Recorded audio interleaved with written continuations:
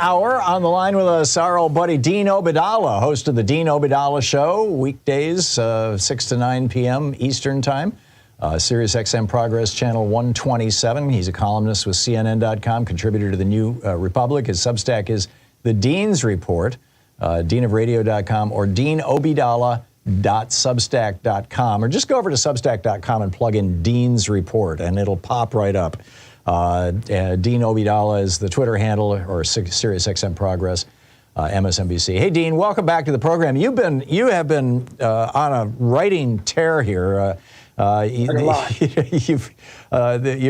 loving your newsletter. Trump is not silent on the murder of Navalny. Putin is helping Trump again. Trump reminds us he's a white supremacist. Where do you want to start with this?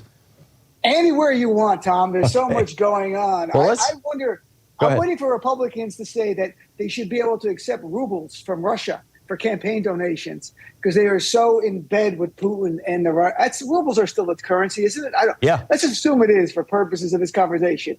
But this is the Russian connection to the GOP.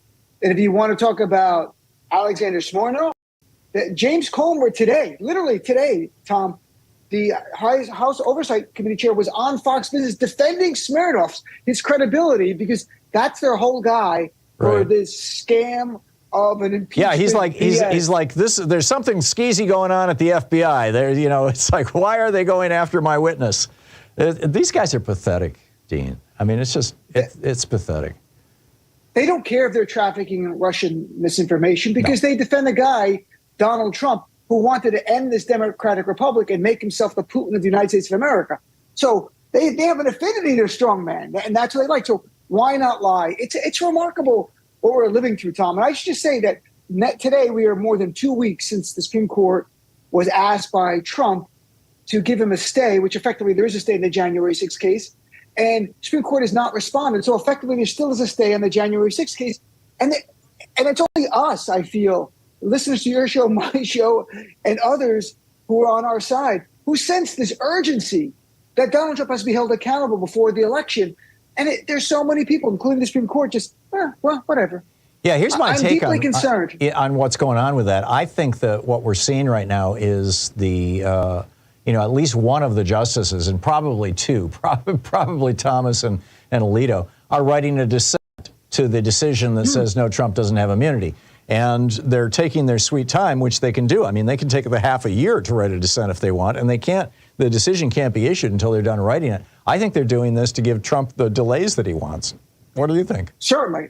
That's certainly plausible. Anything's plausible. We should ask Harlan Crow what's going on. Yeah. I mean, can't we get a liberal billionaire to offer Clarence Thomas more sort of like a draft scenario? Like, hey, look, Harlan Crow offered you this. We will buy your mother 2 houses. And you get your own jet. Like, why? Maybe instead of bemoaning it, we should just play the game as well and get liberal billionaires to buy our own justices and outbid Harlan Crow. It is apparently totally legal. Yep. This is, Tom, when you read about the Supreme Court and Thomas, it's like something we'd be reading about from the 1800s in America going, wow, what a corrupt time. You can actually buy a justice in the Supreme Court.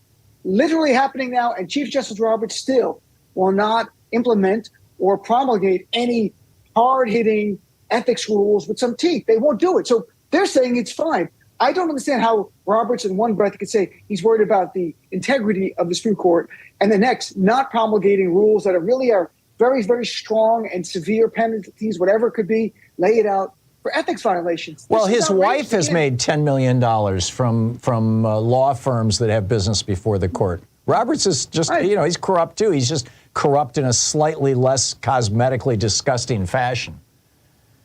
Do you think there'll be a Thom Hartmann in 40 or 50 years who looks back at this time and say, wow, what a corrupt nation this was, the United States of America, like the way we talk about the past, or we talk about the oligarchs now, but perhaps there's more corruption right now in our system than we're even aware of. And one day in the future, another generation will be like, how do they not see that? Because when they look at like big oil and the railroad tycoons and their influence on government and politics, you're like, how corrupt? Didn't anyone care? And I bet people did care then. They had no power to change it. That's what we're learning now, because the average American, even some on the right, would be happy to take big money out of politics. It's one of the few things that unites us. We still can't do it. Yeah. Yeah. Now, you wrote, Trump reminds us he's a white supremacist with his latest comments about black Americans. I've, had a couple black callers call and reference this. I've spoken about it. I'm curious your take on it. This is Donald Trump revealing to us his view of black America by saying, hey, I was charged with crimes, so you're going to like me more, because in his twisted, sick white supremacist mind, crimes is synonymous with the black community. It would be like going to a Muslim organization, to one of my organizations, and say, hey, I was just charged with terrorism. You must love me more, right? Because you're the terrorist people. That's exactly what this is. So I'm glad Reverend Al and others denounce it for what it is.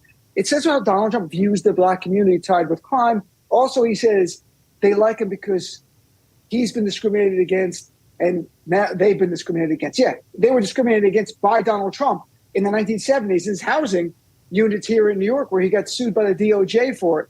This is a man who's trafficked in white supremacy and bigotry against people of color for decades and decades and decades. Yeah. So I don't think he gets more support with the black community, but I think for his white base, there's another part to it. They like it. They go, oh, look, he's telling black people they're all about crime, and they get it. I think there's another level to it.